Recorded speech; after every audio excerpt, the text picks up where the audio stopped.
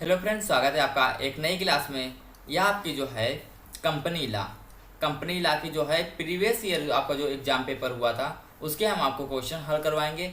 और आपका जो क्वेश्चन पेपर होता है प्रीवियस ईयर का एग्ज़ाम वाला, वो काफ़ी ज़्यादा आपके लिए इम्पॉर्टेंट बन जाता है जब आपका जो है एमसीक्यू क्वेश्चन आते हैं। क्योंकि आप जानते हैं कि थियरी पेपर में आपका जो है क्वेश्चन जो है रिपीट भले ही ना करें, ठीक है, लेकिन आपका एमसीक्यू क्वेश्चन जो होता है पेपर, उसमें आपके क्वेश्चन रिपीट कर जाते हैं। तो इसमें हम सबसे पहले जो है आपके जो है रिपीट क्वेश्चन जो हैं उनकी बात करेंगे, ठीक है। उसके बाद हम बात करेंगे आपका कि आपको क्वेश्चन पेपर कैसे सॉल्व करना है। उसके आगे हम बात करेंगे कि आप जो है जैसे अभी कुछ चीज़ें हैं कि आपको कौन क्वेश्चन जो सॉल्व करना चाहिए, कौन सॉल्व नहीं करना चाहिए, इन सब चीज़ों के बारे में डिटेल में आज बात करेंगे, ठीक है। अगर जो आपको ये वीडियो अच्छा लगे तो प्लीज़ लाइक शेयर और सब्सक्राइब करिएगा, ठीक है। हम स्टार्ट करते हैं अपना वीडियो। तो आपका पहला क्वेश्चन है, वो आपका पहला क्वेश्चन यहाँ पे ये है कि कंपनी पंजीयन हेतु किस विभाग को बनाया गया है। कि जैसे हाँ, और इस जो है कंपनी ला है, तो कंपनी ला में सबसे चीज़ आपको जो इम्पोर्टेंट जानने में सिलेबस। तो सिलेबस की बात की जाए तो आपका सिलेबस क्या है। तो जैसे आप यहाँ पे कोई एक व्यक्ति है, सिंपल सा ये व्यक्ति है, ठीक है। ये क्या चाह रहा है कि ये चाह रहा है कि हमको एक कंपनी बनाना है, ठीक है। तो कंपनी ला का सिलेबस क्या है इसको समझिए। ये क्या चाहेगा, ये पहले एक कंपनी बनाएगा, ठीक है। ये क्या करेगा, नंबर 1 पे अपना एक कंपनी बनाएगा, कंपनी ओपन करेगा। अब कंपनी ओपन करेगा तो कंपनी ओपन करने के लिए उसको क्या चाहिए, उसको रजिस्ट्रेशन करवाना होता है, ठीक है। तो रजिस्ट्रेशन करवाएगा। उसके बाद कंपनी ओपन तो कर लिया, फिर उसके बाद क्या, नंबर 2 पे उसको ये करना होगा कि वो अपना कंपनी को कैसे चला पा रहा है, उसका जो है कार्य कैसे कर रहा है, उसमें बैठक कैसे होती हैं, वहाँ पे बैठक को कैसे बुलाया जाता है, वहाँ पे जो सदस्य होते हैं वो जो है कितने सदस्य हो तो आपका प्राइवेट कंपनी होता है, कितने सदस्य हो तो आपका वहाँ पे गवर्नमेंट कंपनी हो जाता है, ठीक है। लिमिटेड कंपनी आपका क्या होता है, आपका जो अनलिमिटेड कंपनी क्या होता है। तो ये कंपनी के अंदर की जो मतलब कंपनी चलाना, आप समझ लीजिए कंपनी को कैसे चलाएगा, ठीक है। ये दूसरी चीज़ है। और तीसरी चीज़ में आपको ये बताया गया है कि कंपनी आपने खोला, चलाया, अब कंपनी को बंद कैसे करना है, ठीक है। कंपनी को बंद करना मतलब परिसमापन, ठीक है। तो ये 3 चीज़ें आपको कंपनी लॉ में पढ़ना होता है। अब 3 चीज़ में ही आपका बहुत ही ज़्यादा जो है सिलेबस आपका डिटेल में अगर जो कह सकते तो बनाया गया है, ठीक है। तो हम उसको जो है एक बाय एक करके पढ़ेंगे। आपका जो थ्योरी का जो है वो भी हम आपको कंप्लीट करवा देंगे कि आपका थ्योरी जितनी है उसको हम कंप्लीट आपको करवा देंगे, ठीक है। तो सबसे पहले हम देखते हैं कि आपके क्वेश्चन कैसे बनते हैं और कहाँ से बनेंगे, उसको हम यहाँ से समझते हैं, ठीक है। और आपको यहाँ पे समझने वाली बात ये भी रहेगी कि आपके यहाँ से धाराओं के क्वेश्चन कितने बनते हैं, उसको हम यहाँ पे भी देखेंगे। कंपनी पंजीयन है तो आपका किस विभाग को बनाया गया है, आपका आयकर विभाग, व्यापार कर, आपका रजिस्ट्रार ऑफ कंपनी या फिर प्रदेश सरकार। अब देखिए आयकर आपका जो है, आयकर मतलब आपका इनकम टैक्स के लिए। तो कंपनी आपकी जो होगी वो इनकम टैक्स के लिए तो नहीं आएगी। कंपनी आपने कभी सुना है आज तक कि कंपनी का पंजीकरण करवाने के लिए आप इनकम टैक्स ऑफिस जाते हो, ऐसा तो आपने नहीं सुना होगा। तो आपका पहला ऑप्शन गलत हो गया। व्यापार कर, ठीक है, आप बिजनेस करते हैं तो कंपनी जैसे आप स्टार्ट करना है तो कंपनी स्टार्ट करेंगे उसके बाद आपके ऊपर कर लगना चाहिए ना। कर मतलब होता है टैक्स। कोई भी चीज़ है अगर जो आप स्टार्ट करेंगे उसके बाद आपको टैक्स लगेगा, ठीक है, ऐसे आप समझिए। और टैक्स लगने वाले आप डिपार्टमेंट में क्यों जाएंगे, जाहिर सी बात होता है पहले उससे हमको बचना होता है ना। तो व्यापार कर भी आपका यहाँ पे रॉन्ग आंसर हो जाएगा। प्रदेश सरकार, कोई भी कंपनी है जैसे मान लीजिए अभी जैसे बात की जाए तो आपकी कंपनी जैसे सबसे अच्छी कंपनी की बात की जाए तो आपका जो है मिल्क में बात की जाए तो वहाँ पे आपका जो है अमूल का आता है, ठीक है। या फिर जो है सिम में बात की जाए तो आपकी जियो की आती है। या फिर अगर जो अदर की बात की जाए तो आपका जो टाटा मोटर्स आता है, ठीक है। तो ये आपकी एक कंपनी है। आप सोचो अगर जो इन लोगों को अपनी कंपनी ओपन करना है तो मान लीजिए टाटा मोटर्स, मान लीजिए इसका एक ऑफिस जो है आपका नोएडा में है, ठीक है। तो नोएडा आपका जो यूपी में आता है। तो यूपी से तो ये मान लो परमिट ले लिया, परमिशन ले लिया। अब इसको अगर जो गुजरात में ओपन करना है तो क्या आप गुजरात सरकार से भी परमिट लेने जाएगा, तो ऐसा तो नहीं होगा। ऐसे इसको पूरे देश से भी परमिट लेना पड़ेगा, ऐसा चीज़ तो नहीं होगी, ठीक है। तो आपका प्रदेश सरकार भी नहीं होगा। यहाँ पे आपका करेक्ट आंसर रजिस्ट्रार ऑफिस हो जाएगा, रजिस्ट्रार ऑफ कंपनी हो जाएगा। ठीक है, यहाँ से आप जो है अपना पंजीयन करवाते हैं। कंपनी पंजीयन किस जो है अधिनियम में होता है? कंपनी का पंजीकरण आपका किस अधिनियम में होता है? भारतीय संविधान में, साक्ष्य अधिनियम में, आपका जो है भारतीय स्टाम्प अधिनियम, या फिर कंपनी अधिनियम 2013। तो ये सिंपल सा क्वेश्चन है, आप लोग समझ गए होंगे कि आपका आंसर कंपनी अधिनियम 2013 हो जाएगा। ठीक है, संविधान में थोड़ा ना आप जो है उसका जो है रजिस्ट्रेशन करवाएंगे, पंजीयन करवाएंगे, उसका जो है आपका correct answer option number D आपका हो जाएगा। अगला आपका क्वेश्चन, कंपनी पंजीयन के लिए प्रार्थना पत्र कौन प्रस्तुत करता है? कंपनी आपको अगर पंजीयन करवाना है तो उसका प्रार्थना पत्र कौन करेगा? राज्य सरकार की कोई जरूरत नहीं है। कंपनी मतलब आपकी कंपनी है, जैसे इस व्यक्ति की कंपनी है, तो यहाँ पे राज्य सरकार क्यों आएगी उसका जो है पंजीकरण करवाने?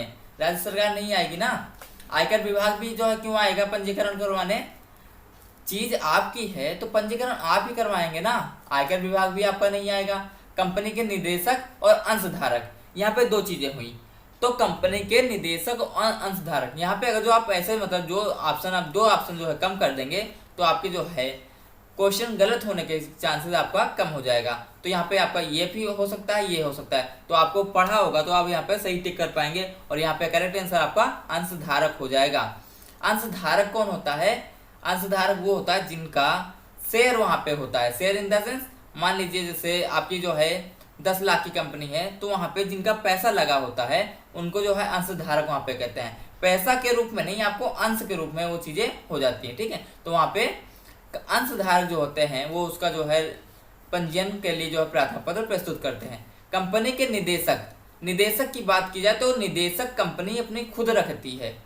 अब जैसे प्राइवेट कंपनी है तो आप वहाँ पे जो है निदेशक के लिए बात की जाए तो वहाँ पे 2 आपके हो सकते हैं, और गवर्नमेंट अगर जो आपकी कंपनी तो वहाँ पे 7 आपके हो सकते हैं। ठीक है, ये चीजें होती हैं निदेशक के लिए। निदेशक आपका जो है प्रार्थना पत्र प्रस्तुत नहीं करवाता है, उसके लिए आपको अंशधारक प्रस्तुत उसको करेगा। अगला आपको क्वेश्चन,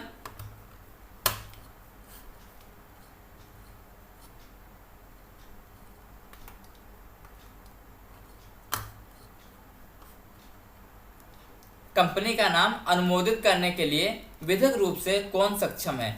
ठीक है, अनुमोदित अगर जो करने की बात की जाए तो आप जो है इसको क्या बोलेंगे?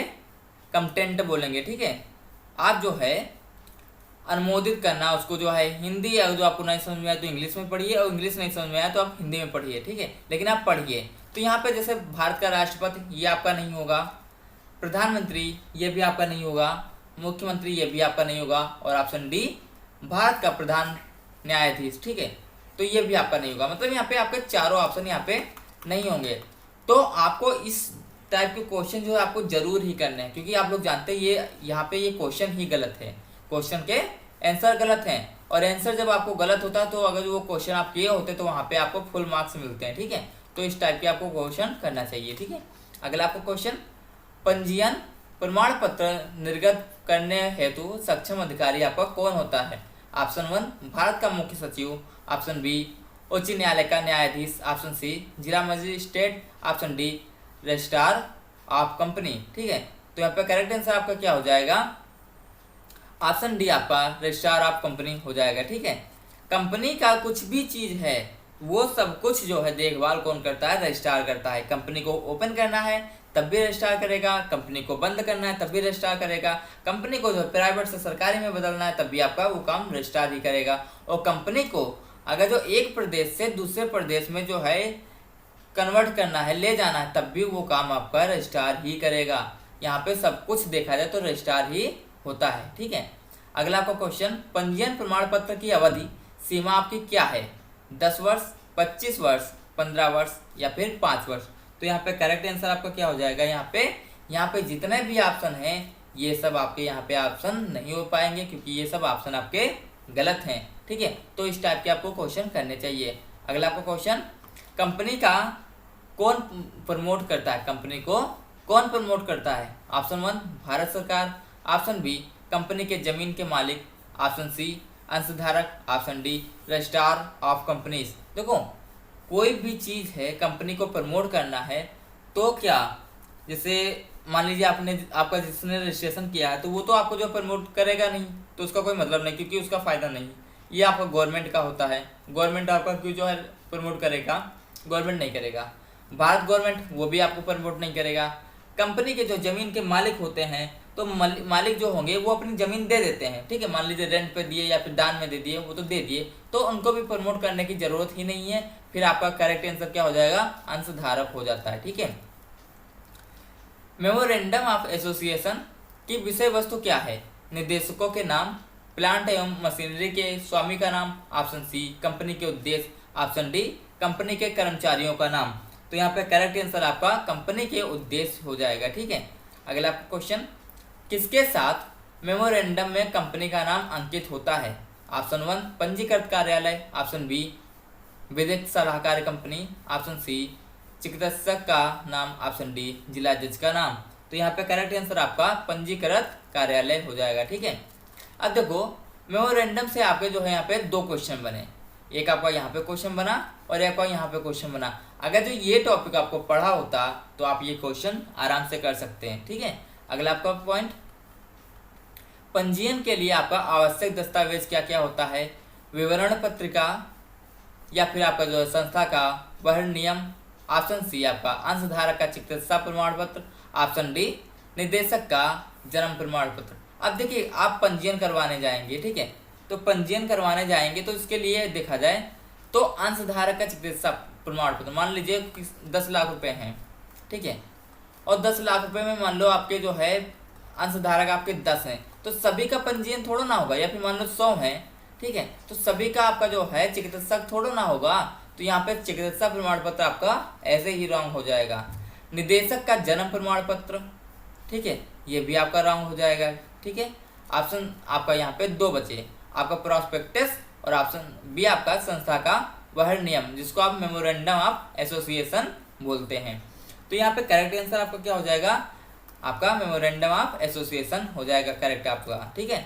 अगला आपका क्वेश्चन, अब हम आपसे बात करने वाले हैं कि जैसे आपका एग्जाम तो एमसीक्यू हो रहा है, कि आप लोग जानते हैं आपका एग्जाम एमसीक्यू होगा, तो एमसीक्यू होगा तो एमसीक्यू आपको जो है एग्जाम करने के लिए आपको पास दो थिंकिंग होनी चाहिए। नंबर 1 पे आपके जो है एमसीक्यू की जो है प्रैक्टिस होनी चाहिए, अगर जो एमसीक्यू प्रैक्टिस है तब भी आप क्वेश्चन अच्छे से कर पाएंगे। और नंबर 2 पे आपके पास थ्योरी वाला जो है, मतलब जितना आपका सिलेबस है उतना भी आपको अच्छे से पता होना चाहिए, जो इम्पोर्टेंट आपका सिलेबस है, ठीक है। तो दोनों चीज़ें हैं, अगर जो आप जो है इसको लेके चलते हैं या फिर इसको लेके चलते हैं तो आप अच्छे नंबर गेन नहीं कर पाएंगे। अच्छे नंबर गेन करने के लिए आपको क्या चाहिए, पहले आपको जो है थ्योरी चाहिए, थोड़ा पढ़ना, ठीक है, फिर उसके बाद आपको एमसीक्यू करना चाहिए। अब जो है मुद्दा ये आता है कि आप दोनों को ये पढ़ेंगे कैसे, आप कैसे इसको जो है दोनों को तैयार कर सकते हैं। तो उसके लिए जो हम आपको जो है एक ऑप्शन देते हैं, आप यहाँ से चीज़ें कर सकते हैं। जैसे अभी आप जो साइड में देख रहे होंगे आपकी पीडीएफ चल रही है, ये पीडीएफ जो है हम लोग प्रोवाइड करवाते हैं, ठीक है, जिसकी डिटेल आपको जो है व्हाट्सएप के माध्यम से मिल जाएगी। व्हाट्सएप ये नंबर है आपका, आप व्हाट्सएप कर सकते हैं, यहाँ से आप पीडीएफ ले सकते हैं इसकी डिटेल। अब इस पीडीएफ में है क्या, ये आप देखिए पीडीएफ में क्या है, इसको आप देखिए पीडीएफ में आपके जो है 2700 लगभग के आपके जो है क्वेश्चन है। 2700 लगभग मतलब आपका एमसीक्यू इसमें भी क्वेश्चन होगा प्लस 1 लाइनर क्वेश्चन है, ठीक है, एमसीक्यू प्लस 1 लाइनर क्वेश्चन है। कम से कम आपका जो है 2200 क्वेश्चन जो है 2000 से 2100 से 2200 आपका क्वेश्चन एमसीक्यू क्वेश्चन होगा, ठीक है, और 500 आपका लगभग का 1 लाइनर है, ठीक है। 1 लाइनर मतलब आप समझते हैं जैसे आपकी धारा है, पूछा गया धारा 15 क्या है, ठीक है, तो धारा 15 ये हम क्वेश्चन जो है 1 लाइनर में डाले हैं, 1 लाइनर में ये क्वेश्चन डाले हैं। तो आपका यहाँ पे जब 2700 क्वेश्चन होगा तो आपका यहाँ से जो प्रैक्टिस हो जाएगी, बहुत अच्छे से आपकी प्रैक्टिस हो जाएगी, ठीक है। अब एक मुद्दा आता है कि हम ये चीज़ें जो है वहाँ पर जाके ही क्यों जो है इसका डिटेल लें, क्यों इसको जो हम चीज़ें आगे जो है लें, ठीक है, तो उसको हम बताते हैं आपको जो है पीडीएफ क्यों लेना चाहिए और क्यों जो है इसको नहीं लेना चाहिए। तो लेने के एक कारण आपका ये है कि देखिए लेने का कारण अगर जो बात की जाए तो वहाँ पे एक कारण ये है, सिंपल सा चीज़, आप जो है लास्ट ईयर का जो एग्ज़ाम हुआ था आपका जो सेकेंड सेम का, उसमें जिन बच्चों ने पीडीएफ लिया था तो उनका जो है जैसे आपका 100 क्वेश्चन आते हैं, 100 में आपको 75 क्वेश्चन करने होते हैं, ठीक है। तो पेपर में आपका जो एग्ज़ाम पेपर हुआ था उसमें जैसे आपका कॉन्स्टिट्यूशनल का पेपर था तो उसमें आपको जो 55 क्वेश्चन जो है पीडीएफ से थे। कहाँ से? पीडीएफ से। आपका कॉन्ट्रैक्ट का पेपर था कॉन्ट्रैक्ट में आपके जो है 52 क्वेश्चन जो है पीडीएफ से थे। ठीक है, आपका जो है ये आपका कॉन्ट्रैक्ट का मुस्लिम लॉ पेपर था, मुस्लिम लॉ का पेपर आपका जो है 57 क्वेश्चन आपके पीडीएफ से थे। ठीक है, और आपका ये जो एथिक्स का पेपर है, एथिक्स पेपर में भी आपका जो है 48 पेपर जो क्वेश्चन आपके हैं वो पीडीएफ से थे। और आपका जो इंटरनेशनल लॉ का पेपर है, इंटरनेशनल लॉ का पेपर जो कि जो है सब लोग इतना टफ मानते थे, फिर भी हमारे पीडीएफ से जो है क्या हुआ 25 क्वेश्चन आए थे। और 25 क्वेश्चन समझ रहे हैं ना, ये पास कराने के लिए काफ़ी होता है। 25 इंटू 1.33 अगर जो आप करते हैं ना, तो ये आपका पास कराने के लिए आपका जो है ये क्वेश्चन आपका काफ़ी हो जाता है। ठीक है, तो इसके लिए जो क्या हुआ, आप यहाँ से चीज़ें कर सकते हैं 133/4। ठीक है, तो 4 3 12 और 1 और 4 3 12 आपका लगभग का जो है 33-34 नंबर यहाँ से जो है पीडीएफ से बन सकता था। और 1-2 क्वेश्चन तो आप ऐसे ही कर ही सकते थे। ठीक है, तो यहाँ से आप जो है इतना अच्छा इंपॉर्टेंट आपका जो है सेकंड सेम में रिस्पांस मिला है। जिन बच्चों ने जो है इसको जो है देखा था, लिया था, उनको पता है कि पीडीएफ कितनी इंपॉर्टेंट है। तो आप चाहें तो यहाँ से पीडीएफ जो है डिटेल ले सकते हैं 7007545536। ठीक है, इस पर आप व्हाट्सएप कर दीजिए, अब यहाँ से आपको पीडीएफ की डिटेल मिल जाएगी।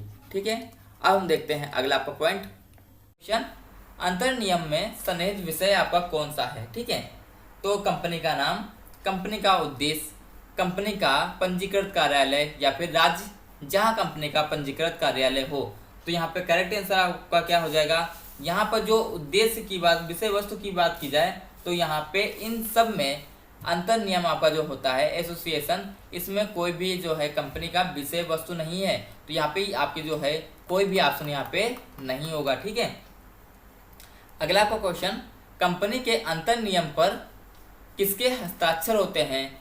तो आपके ऑप्शन 1 जिला मजिस्ट्रेट, ऑप्शन बी कारखाना निरीक्षक, ऑप्शन सी कंपनी के विधिक सलाहकार, ऑप्शन डी कंपनी के महाप्रबंधक। तो यहाँ पर भी आपका यहाँ पे कोई क्वेश्चन जो ये आंसर है ये आपका यहाँ पे आंसर नहीं है सही, यहाँ पे दूसरा आपका आंसर होगा। ठीक है, अगला आपका क्वेश्चन, कंपनी की बैठक कौन बुलाता है, कंपनी की बैठक कौन बुलाता है।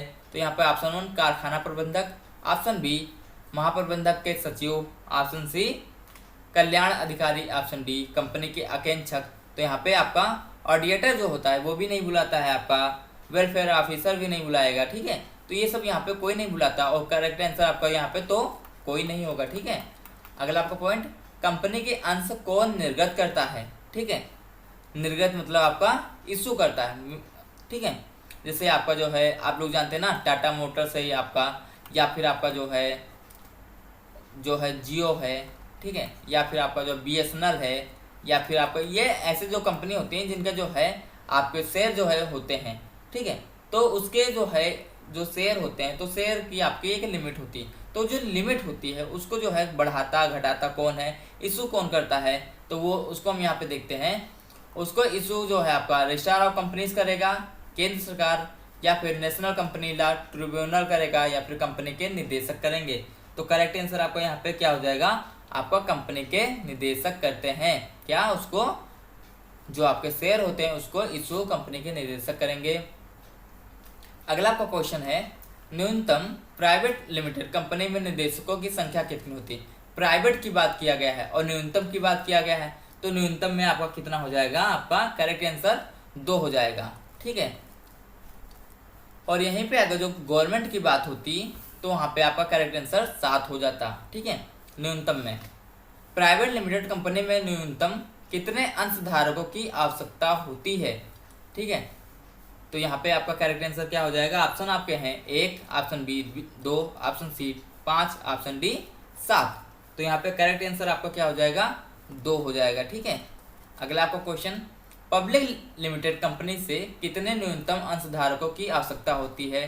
तो आपका करेक्ट आंसर 7 हो जाएगा। ठीक है, अगला आपका क्वेश्चन है, एक व्यक्ति द्वारा कंपनी निर्मित को क्या कहेंगे। ठीक है, एक व्यक्ति ने अगर जो अपनी कंपनी को निर्मित किया है, बनाया, तो उसको क्या कहेंगे। Option 1 public company, private company, A और बी दोनों, ऑप्शन डी कोई नहीं। ठीक है, तो यहाँ पर एक चीज देखिए, कोई भी व्यक्ति होगा वो एक कंपनी बनाया। ठीक है, तो ये जो कंपनी बनेगी, ठीक है, चाहे ये आपकी जो है गवर्नमेंट कंपनी बन जाए, चाहे आपकी ये प्राइवेट कंपनी बन जाए, ठीक है, ये दोनों कंपनी तो मिक्सअप तो होगा नहीं।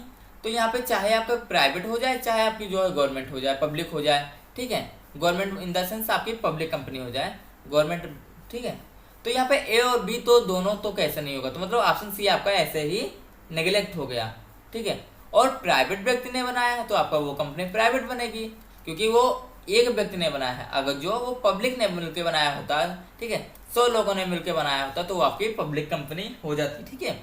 अगला आपका क्वेश्चन यहाँ पे, मेमोरेंडम को जो है किस धारा में नियंत्रित रखा गया, मतलब किसमें बताया गया है।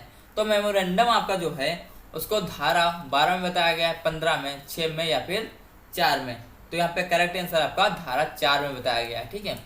अब देखिए यहाँ पे आपको हम एक चीज समझाते हैं, आपको उसको अच्छे से समझना है, ठीक है, क्योंकि वो चीज़ अगर जो आप समझ गए तो आपको और भी चीज़ें अच्छे से समझ में आएंगी। अब यहाँ पे देखिए, जिससे मान लीजिए कि आपको जो है कोई बिजनेस स्टार्ट करना है और आपको चाहिए 1 करोड़ रुपये, ठीक है। तो एक जो है पर्सन गया, उसके पास 1 लाख रुपए है। कितना है? 1 लाख। और उसको चाहिए कितना? 1 करोड़। तो यहाँ पे उसको 100% चाहिए, तो 100% जब जाएंगे तो वहाँ पे 1 करोड़ हो जाएगा, ठीक है। अब ये जो 100% होंगे तो कोई भी है होगा तो वो 100 लोग जो है 100 लोगों की चीज़ जो प्राइवेट तो हो नहीं पाएगी, ठीक है। और मान लीजिए यहाँ पे मान लो 1 करोड़ की ज़रूरत है और वही कंपनी में आपको कहीं 100 करोड़ की ज़रूरत होती, तो यहाँ पे आपको कितने चाहिए थे? 10,000% चाहिए थे।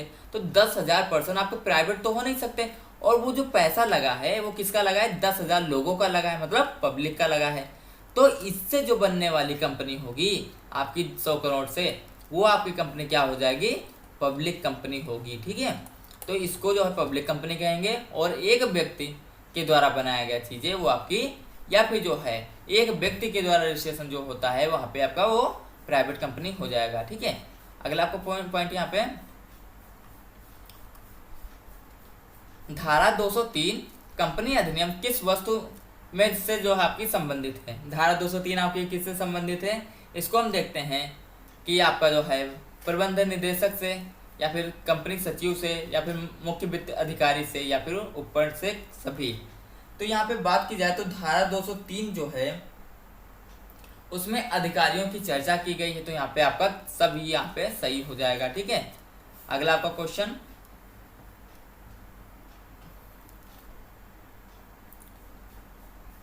कंपनी की जो धारा 139 से लेकर 146 के बीच में किसी प्रावधान का उल्लंघन करने पर आपका आर्थिक दंड कितना होगा? 25,000 रुपये और 3 साल तक, 25,000 से आपका 3 लाख तक, या फिर 20,000 से 2 लाख तक।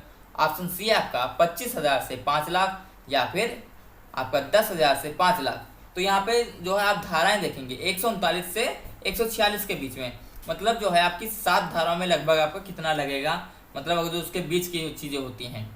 तो यहाँ पे करेक्ट आंसर आपका क्या हो जाएगा? आपका 25,000 से आपका 5 लाख के बीच में आपका दंडनीय होता है। आपका कंपनी अधिनियम 2013 आपका कब लागू हुआ? 1 अप्रैल 2013, 1 मार्च 2013, 1 मई 2013, या फिर 23 अगस्त 2013। तो यहाँ पे करेक्ट आंसर आपका क्या हो जाएगा? ऑप्शन आपका जो है 30 अगस्त 2013 हो जाएगा, ठीक है। 30 अगस्त 2013 को ये लागू हुआ। और अगला आपका क्वेश्चन है, कंपनी अधिनियम 2013 के किस सेक्शन में कंपनी के नाम के दुरुस्तीकरण का प्रावधान यहाँ पे दिया गया है? धारा 16, धारा 14, धारा 13, या फिर धारा 18 में? तो करेक्ट आंसर आपका धारा 16 हो जाएगा, ठीक है। ये सब चीज़ों का हमने जो है PDF में करवा के रखा है। अगर जो आपको चीज़ें नहीं पता हैं तो आप वहाँ से चीज़ें जो है लेकर अपना कर सकते हैं अच्छे से एग्जाम के लिए, ठीक है। अगला आपको क्वेश्चन, धारा 25 कंपनी अधिनियम सन 2013 में क्या प्रावधान यहाँ पे सन्निहित है? तो यहाँ पे ऑप्शन 1 आपका मेमोरेंडम के बदलाव के संबंध में, ऑप्शन बी प्रॉस्पेक्टस के विक्रय की प्रतिपूर्ति के संबंध में, ऑप्शन सी सेवा संबंधी दस्तावेज के संबंध में, ऑप्शन डी प्रॉस्पेक्टस के विज्ञापन के संबंध में। तो यहाँ पे आपका करेक्ट आंसर क्या हो जाएगा? ऑप्शन बी आपका प्रॉस्पेक्टस के विक्रय की प्रतिपूर्ति के संबंध में आपकी धारा 25 है, ठीक है। अगला आपका क्वेश्चन, कंपनी अधिनियम 2013 की धारा 12 किस विषय में से आपकी संबंधित है। तो मतलब यहाँ पे धाराओं वाले क्वेश्चन आप देख रहे होंगे कि आपको लगातार मिल रहे हैं। और कंपनी लॉ में अगर जो आप धारा नहीं पढ़े और इन्वायरमेंटल लॉ में अगर जो धारा नहीं पढ़े तो आपका पेपर जो है 100% आपका पेपर बेकार होने वाला है।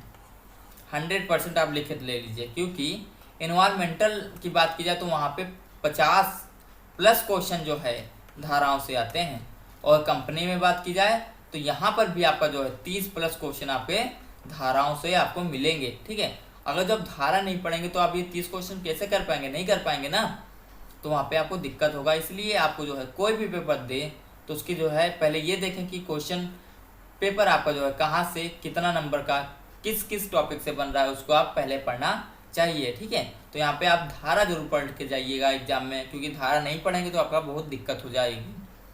तो यहाँ पे करेक्ट आंसर आपका जो है 25 में देखा जाए तो आपका कंपनी का पंजीकृत कार्यालय को बताया गया है धारा 12 में। ठीक है, अगला आपका क्वेश्चन, पूंजी प्रमाण पत्र कौन निर्गत करता है। Option 1 company registrar, option B company नियंत्रक, ऑप्शन सी कैपिटल पूंजी रजिस्ट्रार, ऑप्शन डी कैपिटल पूंजी नियंत्रक। तो करेक्ट आंसर आपका क्या हो जाएगा, ऑप्शन आपका डी कैपिटल पूंजी नियंत्रक हो जाएगा। ठीक है, अगला आपका क्वेश्चन, मेमोरेंडम ऑफ एसोसिएशन में कितने खंड हैं। अब देखो धारा आपका अलग होता है और खंड आपका अलग होता है। ठीक है, तो इसमें आप कंफ्यूज मत होना। तो यहाँ पे आपका करेक्ट आंसर क्या, आपका 6 खंड उसमें होते हैं। ठीक है, अगला आपका क्वेश्चन, इनमें से कौन मेमोरेंडम ऑफ एसोसिएशन का खंड नहीं है। ऑप्शन 1 स्थिति, ऑप्शन बी पूंजी, ऑप्शन सी प्रतिभाग, ऑप्शन डी निदेशक। तो अगर जो आपको एसोसिएशन के जो है खंड पता होते और आप जानते हैं इसके 6 खंड होते हैं, अगर 6 खंड के नाम पता होते तो ये क्वेश्चन आपका आसानी से हो जाता। ठीक है, तो यहाँ पे आपका करेक्ट आंसर क्या हो जाएगा, यहाँ पे करेक्ट आंसर आपका जो यहाँ पे आपका ऑप्शन होगा वह आपका निदेशक हो जाएगा। निदेशक ये खंड नहीं होता है मेमोरेंडम ऑफ एसोसिएशन का। ठीक है, अगला आपका क्वेश्चन, कंपनी में सदस्यों की जिम्मेदारी किससे सीमित होती है। ऑप्शन 1 अंश से, ऑप्शन बी प्रतिभूत या फिर प्रत्याभूत से, ऑप्शन सी दोनों ए और बी, ऑप्शन डी ना तो ए ना ही बी। तो प्रत्याभूत मतलब आपका गारंटी होता है। आपका जो जिम्मेदारी की बात कितने तक मतलब सीमित होती है, किससे सीमित होती है, तो उसकी यहाँ पे बात की गई है।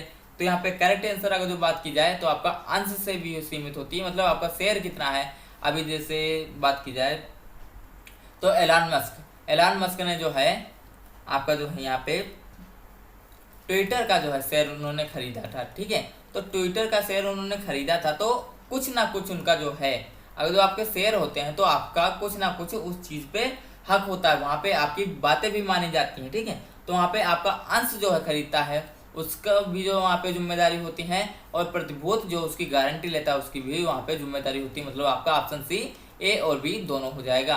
अगला आपका क्वेश्चन, इनमें से किस कंपनी के अंश बिना निर्बंधन के हस्तांतरणीय आपका होती हैं। ठीक है, मतलब ट्रांसफरेबल होते हैं। ऑप्शन 1 प्राइवेट कंपनी के, ऑप्शन बी आपका पब्लिक कंपनी, ऑप्शन सी एक व्यक्ति कंपनी, और ऑप्शन डी आपका उपरोक्त सभी के। ठीक है, तो शेयर आपके जो है जो होते हैं वो आप कहाँ पे ट्रांसफर कर सकते हैं, प्राइवेट कंपनी में, पब्लिक कंपनी में, या फिर एक व्यक्ति के द्वारा। तो इसको यहाँ पे बात की गई है। तो आप जो है पब्लिक कंपनी में आप शेयर को ट्रांसफर कर सकते हैं, प्राइवेट कंपनी में शेयर को ट्रांसफर नहीं होता है।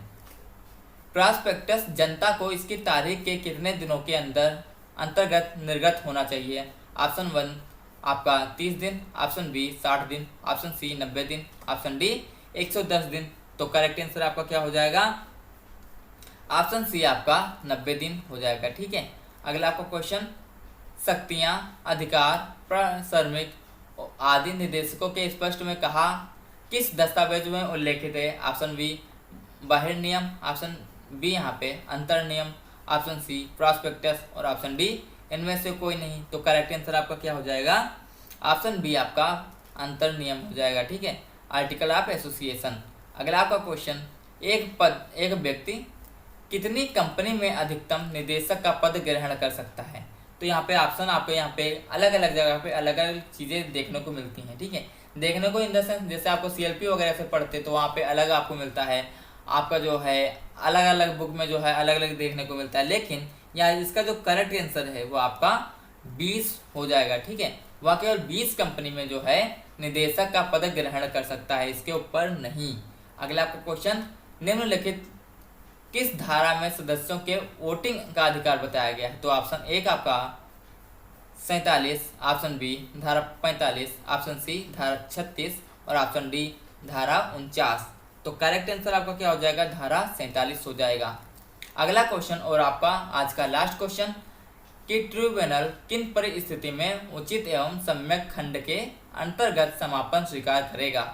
ऑप्शन 1 आपका बहुमत अंश धारकों का अल्प अंश धारकों के विरुद्ध दबाव, ऑप्शन बी देयता भुगतान की जो है अक्षमता, ऑप्शन सी दिवालियापन, ऑप्शन डी सदस्यों की कमी। ठीक है, तो यहाँ पे आपका करेक्ट आंसर क्या हो जाएगा? ऑप्शन ए का आपका करेक्ट हो जाएगा। ठीक है, तो आज के लिए इतना ही, मिलते हैं अगले वीडियो में, तब तक के लिए टेक केयर और अपनी अच्छे से पढ़ाई जारी रखें। Thank you. और अगर जो आपको यह वीडियो अच्छा लगा हो तो प्लीज़ लाइक शेयर और सब्सक्राइब करके बताइएगा। ठीक है, थैंक यू।